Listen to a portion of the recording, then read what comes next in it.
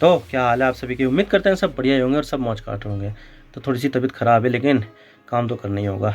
तो देखिए, जो क्रूड ऑयल है वो दुनिया में सबसे ज़्यादा इम्पोर्टेंट चीज़ है, क्योंकि देखा जाए जो ट्रांसपोर्टेशन है उसमें सबसे अहम किरदार जो निभाता है वो है क्रूड ऑयल। अगर इसके दाम ऊपर नीचे हो जाते हैं ना तो महंगाई भी ऊपर नीचे हो जाती है। अगर ज़्यादा होंगे इसके प्राइस तो ट्रांसपोर्टेशन महंगी होगी, जिससे कमोडिटी के प्राइस ज़्यादा महंगे होंगे। लेकिन अभी काफ़ी लंबे समय से इसके जो प्राइस है वो काफ़ी स्टेबल थे और ज़्यादा इसमें कोई हलचल देखने को नहीं मिल रही थी। लेकिन अब ओपेक प्लस ने एक ऐसा फैसला ले लिया है जिससे क्या होगा नहीं, हो रहा है। और वो ये हो रहा है कि प्राइस बहुत ज़्यादा बढ़ गए हैं क्रूड ऑयल के। और इस चीज़ से ना सिर्फ पूरी दुनिया पर असर पड़ेगा बल्कि भारत पर भी बहुत ज़्यादा असर पड़ने वाला है। और भारत में भी आने वाले समय में महंगाई भी बढ़ेगी। लेकिन सवाल ये आता है कि ये ओपेक प्लस ने फैसला क्या लिया है और इस चीज़ से महंगाई क्यों बढ़ेगी। आज इसके बारे में पूरी डिटेल के साथ बात करते हैं। लेकिन उससे पहले अगर आप चैनल पर नए हो तो चैनल को सब्सक्राइब जरूर कर लेना, वीडियो को लाइक करो, डिसलाइक करो, लेकिन चैनल को सब्सक्राइब कर लेना। तो चलिए वीडियो का आगाज़ करते हैं। तो बात करते हैं मामला क्या और इससे भारत पर क्या फ़र्क पड़ेगा और इससे हमें क्या फ़र्क पड़ेगा। तो देखिए, पूरी दुनिया की इकोनॉमी अगर किसी एक चीज़ पर सबसे ज़्यादा टिकी हुई है तो वो है क्रूड ऑयल। क्रूड ऑयल के प्राइस में अगर थोड़ा बहुत भी ऊपर नीचे हो जाए तो इसका असर इन्फ्लेशन पर पड़ता है। अगर क्रूड ऑयल का प्राइस ज़्यादा होगा तो इससे ट्रांसपोर्टेशन महंगा हो जाएगा, और जब ट्रांसपोर्टेशन महंगा हो जाएगा तो तब इससे कमोडिटी के प्राइस ज़्यादा हो जाएंगे, तो अल्टीमेटली इससे महंगाई बढ़ती है। अब देखिए, कहने को तो इसके प्राइस ओपन मार्केट के जरिए डिटरमाइन करते हैं, लेकिन जो देश क्रूड ऑयल का एक्सपोर्ट करते हैं तो वो कभी कभी वो क्रूड ऑयल के प्राइस को मैनिपुलेट भी करते हैं, जैसे कि डिमांड और सप्लाई के बैलेंस को बिगाड़ कर। अब अगर किसी स्पेसिफिक टाइम पीरियड में 1 करोड़ बैरल क्रूड ऑयल की डिमांड रहती है लेकिन प्रोडक्शन 1 करोड़ 20 लाख या 1 करोड़ 30 लाख हो जाए, तो ऐसे में ऐसे सिनेरियो में क्रूड ऑयल का जो प्राइस है वो घट जाएगा। लेकिन अगर डिमांड 1 करोड़ बैरल है और इसका प्रोडक्शन ही 90 लाख या 80 लाख बैरल हो जाए तो मार्केट में क्रूड ऑयल की शॉर्टेज हो जाएगी, और ऐसे में क्रूड ऑयल का जो प्राइस है वो बढ़ना ही बढ़ना है। और करंटली भी ऐसा ही हो रहा है, जिसमें ऑयल एक्सपोर्ट करने वाले देशों ने इसके प्रोडक्शन को ही घटा दिया है, जिससे मार्केट में इसकी डिमांड के हिसाब से सप्लाई ही नहीं पहुँच रही है। तो ऐसे में क्रूड ऑयल का जो प्राइस है वो ही बढ़ गया है।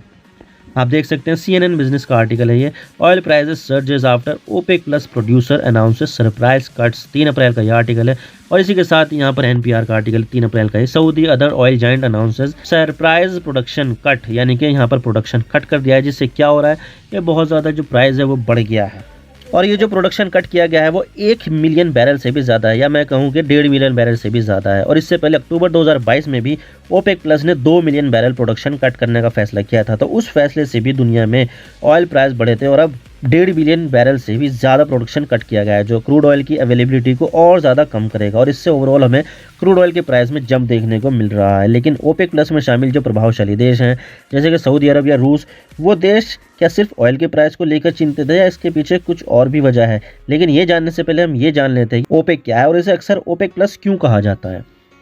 तो देखिए, ओपेक का नाम है organisation of petroleum exporting countries. इसे 1960 में 5 देशों ने मिलकर शुरू किया था, जैसे कि सऊदी अरब, ईरान, इराक, कुवैत और वेनेजुला।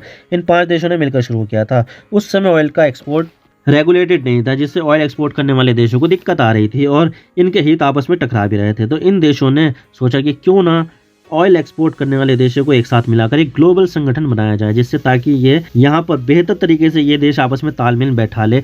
तो ऐसे में 1960 में 5 देशों ने मिलकर ओपेक बना लिया। लेकिन ऑयल एक्सपोर्ट करने वाले और भी दूसरे बहुत सारे देश हैं जो ऑयल एक्सपोर्ट करते हैं, तो उन देशों ने भी एक के बाद एक करके ओपेक को ज्वाइन कर लिया। और अब ओपेक के मेंबर देशों की जो संख्या है वो 13 हो गई है। लेकिन जो देश ओपेक के मेंबर नहीं है और वो ऑयल एक्सपोर्ट करते हैं, जैसे कि रशिया, मैक्सिको और अजरबैजान जैसे देश, तो ये देश तो ओपेक के मेंबर नहीं है, लेकिन ओपेक की नीतियों के हिसाब से ये चलते हैं। तो टोटल नॉन मेंबर कंट्री मिलाकर ये संगठन ओपेक प्लस कहलाया जाता है। और इसके बारे में ये कहा जाता है कि ओपेक प्लस पूरी दुनिया के टोटल प्रूवन ऑयल रिजर्व का 80% यानी कि 4/5 ओन करता है, और ऑयल प्रोडक्शन में टोटल डिमांड का 40% ओपेक प्लस देश ही करते हैं। तो ये संगठन अपने आप में ही काफ़ी ज़्यादा प्रभावशाली है और ताकतवर संगठन है। और इस संगठन के एक फैसले से ऑयल के प्राइस ऊपर नीचे होते हैं। बहुत सारे लोग तो ये भी कहते हैं कि ओपेक प्लस एक कार्टेल है जो अपनी मनमानी करता है और हमेशा ऑयल के प्राइस को ऊंचा रखने की कोशिश करता है।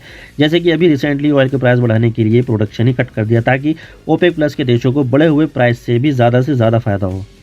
और अगर मैं बात करूँ तो ओपेक प्लस देशों में किस किस देशों ने कितना ऑयल प्रोडक्शन कट किया है, तो इसमें सऊदी अरब और रशिया ने बराबर 5-5 लाख बैरल का ऑयल प्रोडक्शन का कट किया, यानी कि इन दोनों देशों ने मिलाकर ही 1 मिलियन बैरल कट कर दिया है और फिर इराक, कुवैत, यूएई और कजाकिस्तान जैसे देशों का नंबर आता है। यानी कि जो टोटल प्रोडक्शन कट हुआ है वो 1.5 बिलियन बैरल से भी ज़्यादा है और अक्टूबर में 2 मिलियन बैरल का प्रोडक्शन कट किया था। तो ऐसे में जो कलेक्टिविटी प्रोडक्शन कट हुआ है वो 3.5 मिलियन बैरल से भी ज़्यादा हुआ है, जो अपने आप में ही काफ़ी ज़्यादा गंभीर स्थिति है। और ये जो प्रोडक्शन कट का अनाउंस किया गया है वो ऐसे नहीं है कि हाथों हाथ प्रोडक्शन कट हो ही जाएगा, बल्कि इसके लिए मशीनें और लॉजिस्टिक्स को तैयार करना पड़ेगा और प्रोडक्शन कट की शुरुआत मई महीने में होगी, जो 2023 के आखिर में वापस से ज़्यादा प्रोडक्शन शुरू हो जाएगा। लेकिन हर देश के अपने अपने हित होते हैं और उन्होंने अगर ऐसा बोल दिया कि ऑयल प्रोडक्शन कट सिर्फ दिसंबर 2023 तक ही रहेगा, तो ऐसा बिल्कुल भी नहीं है।